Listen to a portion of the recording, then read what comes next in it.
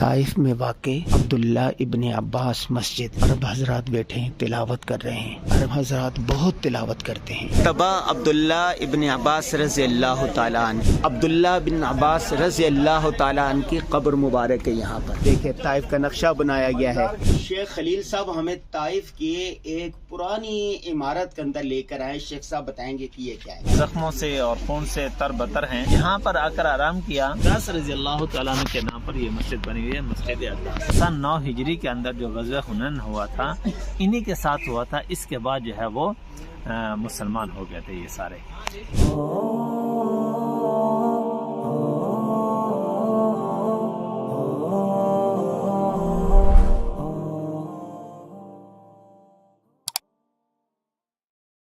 عثمان رضی اللہ تعالیٰ عنہ کے خاندان کے ساتھ اور حضرت عبداللہ بن عباس رضی اللہ تعالیٰ عنہ کے خاندان میں آپس میں کچھ رنجشیں پیدا ہو گئیں۔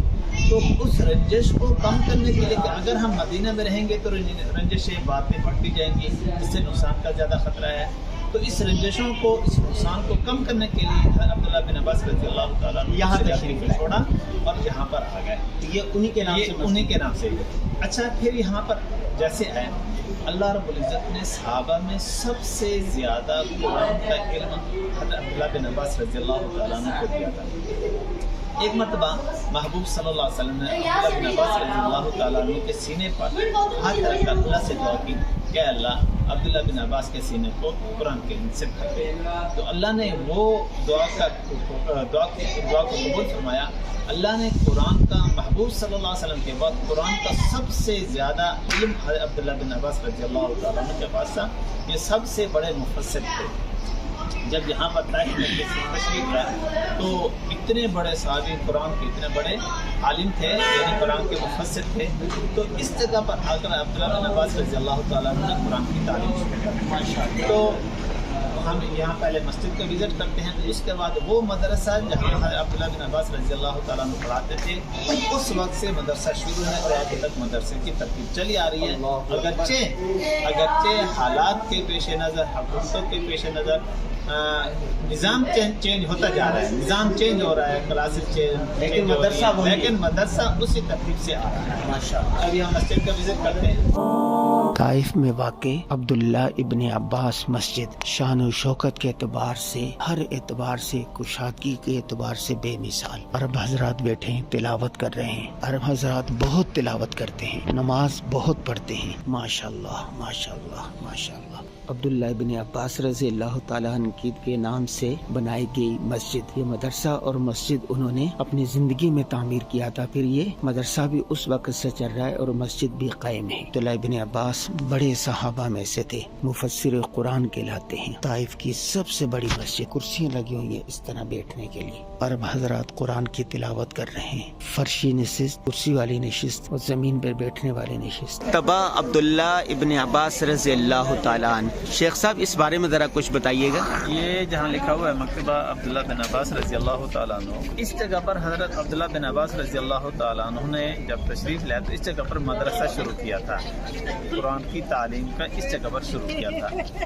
تو اسی جگہ کی مناسبت کے لیے انہوں نے یہاں پر ایک لائبریری بنائی ہے، جو اس زمانے خطاطی یعنی ہاتھ کی جو لکھی ہوئی کتابیں تھی، قرآن مجید تھے، وہ بھی ہیں، اور خصوصاً وہ اکثر جن کے اوپر صحابہ کرام رضوان اللہ تعالیٰ علیہم اجمعین قرآن مجید لکھا کرتے تھے، سبقاً لکھا کرتے تھے، وہ اس کے اندر محفوظ ہیں۔ اچھا، یہ بند ہے، ابھی بند ہے یہ، لیکن یہ مکتبہ ہے، لائبریری ہے۔ گویا کہ یہ دیکھیں شیخ صاحب یوں ہو گیا، یہ وہ جگہ جہاں پر رسول اللہ صلی اللہ علیہ وسلم نے مذاکرات کیے تھے سرداروں کے ساتھ، اور یہ احاطہ صحابہ کرام کی قبریں ہیں، اور یہ مسجد عبداللہ ابن عباس، یہ ان کی قبر مبارک، اور یہ مدرسہ اور یہ لائبریری۔ یعنی پہلے زمانے کے اندر یہ مدرسہ ہوتا تھا، ابھی جو ہے اس کو مدرسے کو لائبریری کی شکل میں بدل دیا۔ عبداللہ بن عباس رضی اللہ تعالیٰ عنہ کی قبر مبارک ہے یہاں پر اس احاطے میں۔ یہ مسجد حضرت عبداللہ ابن عباس کی پوری مسجد دکھائیے،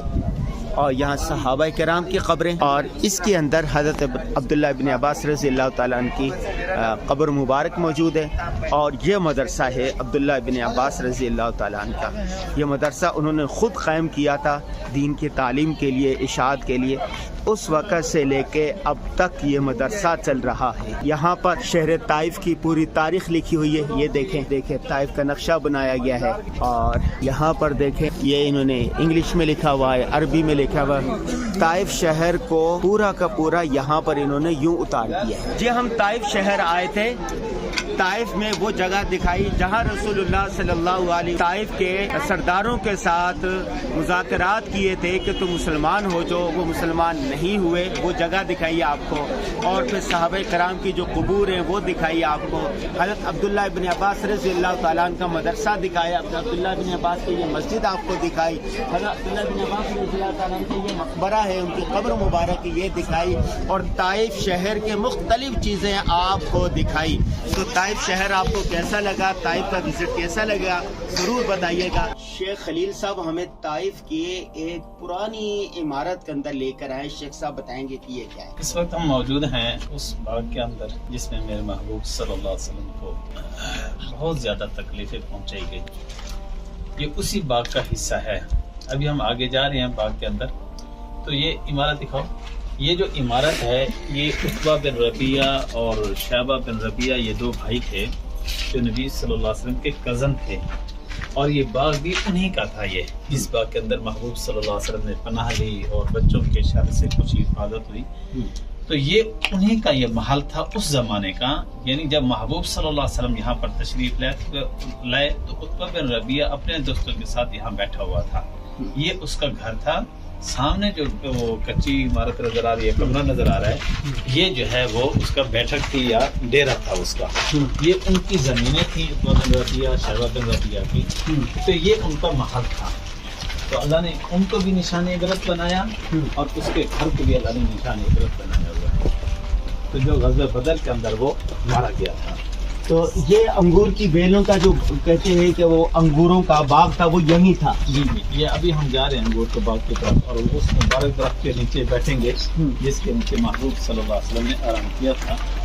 ابھی ہم اس کی طرف جا رہے ہیں۔ یہ ان کا، یہ جو کچی عمارت نظر آ رہی ہے، یہ جو ہے ان کا ڈیرا تھا، اور یہ پیچھے والی جو ہے یہ ان کا تھا۔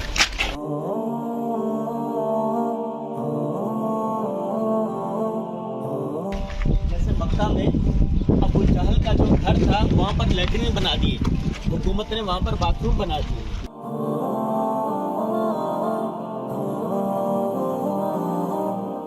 یہ چار دیواری ہے باغ کی، جو اب سے یعنی 4 ماہ قبل لگا لیں، اس کے اندر باغات تھے، انگور کے باغات تھے، اور زیادہ انار کے پودے تھے۔ ابھی بھی انار کے پودے صاحبہ کو لگے ہوئے ہیں، لیکن زیادہ جو ہے وہ حکومت نے، یہ جس کا بھی ہے یہ زمینیں ہیں، انہوں نے ختم کر کے اب کاشتکاری شروع کر دی ہے۔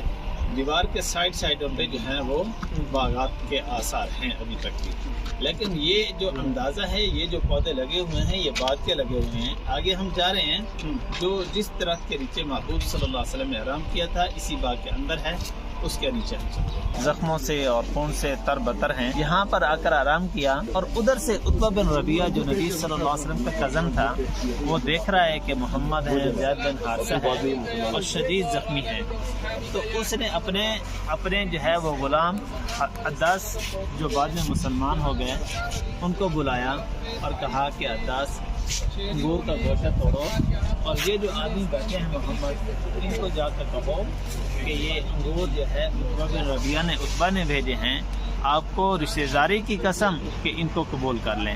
یعنی اس وقت اس زخمی حالت میں جو نبی صلی اللہ علیہ وسلم کا جانی دشمن تھا عتبہ بن ربیعہ، اتنے شدید زخمی ہونے کی وجہ سے اس کو بھی رحم آ گیا نبی صلی اللہ علیہ وسلم پر۔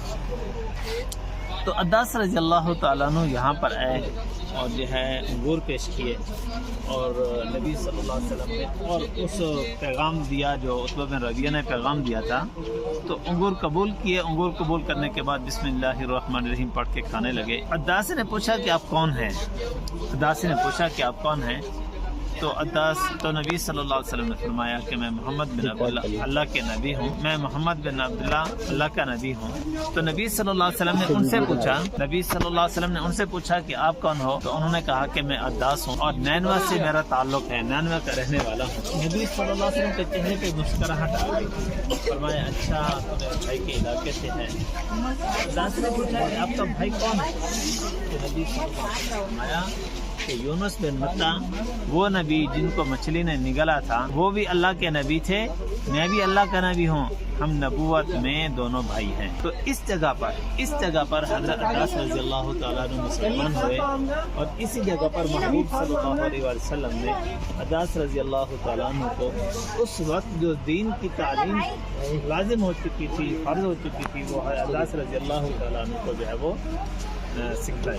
تو اسی کے نام پر عداس رضی اللہ تعالیٰ عنہ کے نام پر یہ مسجد بنی ہوئی ہے، مسجد عداس، یہ والی جو ہے۔ ابھی یہ جو انگور پیش کیے، ادھر سے عقبہ بن ربیعہ جو ہے وہ دیکھ رہا ہے کہ جو ہمارا غلام بھی مسلمان ہو گیا، اپنے دوستوں سے وہ کہہ رہا ہے دیکھو محمد کا جادو ہمارے غلام پر بھی چل گیا جی، کیونکہ وہ مکہ کے لوگ محبوب صلی اللہ علیہ وسلم کو جادوگر کہتے تھے، کہنے لگا کہ محمد کا جادو ہمارے غلام پر بھی چل گیا۔ اسی جگہ پر بیٹھے تھے کہ جبرائیل، ایک قول کے مطابق کہ جبرائیل اور میکائیل علیہ السلام نازل ہوئے، اللہ کا سلام پہنچایا اور عرض کیا کہ اللہ آپ کو سلام کہتے ہیں، اور اللہ نے آپ کے قوم کی، آپ کی قوم کی، آپ کے ساتھ جو رویہ اختیار کیا ان کو اللہ دوست بھی، اللہ کے اجازت سے ہم آئے ہیں، اگر آپ چاہیں تو ہم ان پہاڑوں کو ملا کر ان کو ختم کر دیں یا ان کے اوپر آگ برسا کر ان کو جلا دیں۔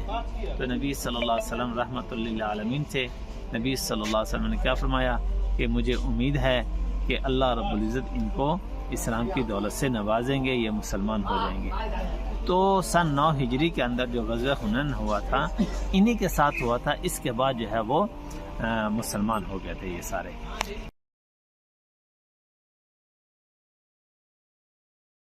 Oh